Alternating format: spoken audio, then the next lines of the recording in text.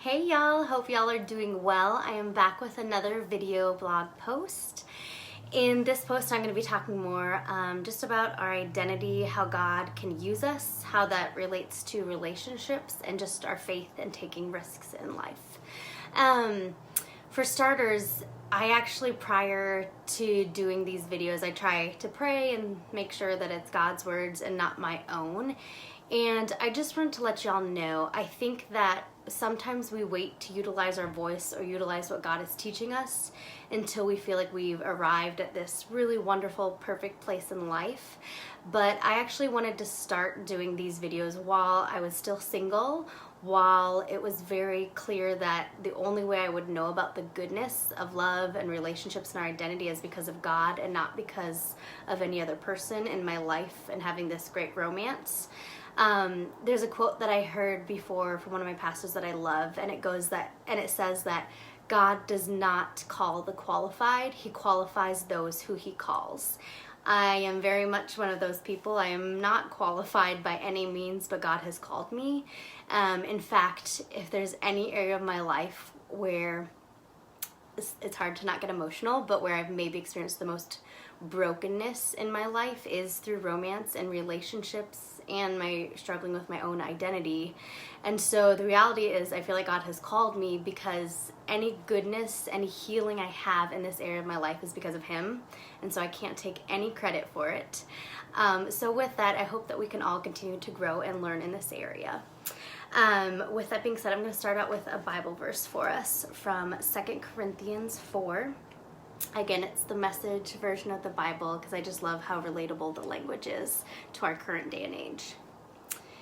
If you only look at us, you might well miss the brightness. We carry this precious message around in the unadorned clay pots of our ordinary lives. That's to prevent anyone from confusing God's incomparable power with us. As it is, there's not much chance of that. You know for yourselves that we're not much to look at.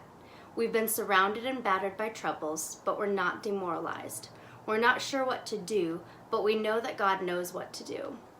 We've been spiritually terrorized, but God hasn't left our side. We've been thrown down, but we haven't been broken. What they did to Jesus, they do to us. Trial and torture, mockery and murder. What Jesus did among them, He does in us. He lives. Our lives are at constant risk for Jesus' sake, which makes Jesus' life all the more evident in us. While we're going through the worst, we're getting in on the best. So we're not giving up. How could we? Even though on the outside it often looks like things are falling apart on us, on the inside, where God is making new life, not a day goes by without His unfolding grace. There's far more than meets the eye. So along those lines, like I said, I just feel like I'm oftentimes the least of these. Not only I've shared with you guys some of the abuse and heartbreak that's happened to me, but just some of my own awful, sinful choices. And so, but fortunately, God does not call the qualified, He qualifies the called.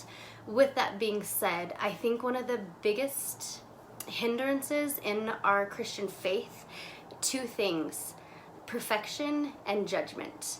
When you think about faith, you guys, faith has everything to do with risk, healthy risk-taking. It's a constant decision of taking a leap of faith. That's where that whole saying comes from. You have to take this risk in order to grow in your faith. An Indian monk once said, "Take risks. If you win, you will be happy. If you lose, you will be wise." And so when we have a church culture that's all about perfection and judgment and only doing what is right or avoiding what is wrong, we've missed the whole point of Christianity, you guys. It's about grace.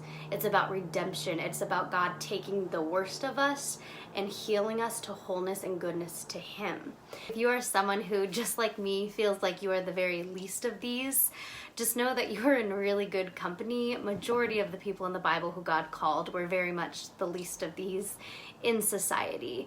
And the thing is, again, God constantly is taking a risk to love us, knowing that we won't always love Him back. But we as Christians get to take that risk towards one another, towards other people constantly. when we have a spirit of condemnation, judgment, and perfectionism, we're not going to be able to get back up when we do get rejected, when we aren't loved back. But the reality is God's grace and goodness is big enough to heal us. And not that we don't mourn and grieve those losses and those hurts and pains. That's a very big reality. We're not called to simply just buck up our bootstraps, but when we allow God to comfort and heal us in those deep places, it is His strength that helps us get back up, to learn to take another risk towards a new relationship, towards the same relationship, and not even just romance, you guys, friendship too. That's a huge part of redemption, is being reconciled towards one another when we hurt one another, when we experience pain together. So I just want to challenge us to let go of a lot of that perfectionism, that condemnation, that judgment. Fear is not from God, y'all. And so God calls us to grow deeper in love, to learn how to take healthy risks, to show one another grace, so that we feel that it is safe for us to take risks towards one another and towards new things in life. So why should I worry? Why do I freak out?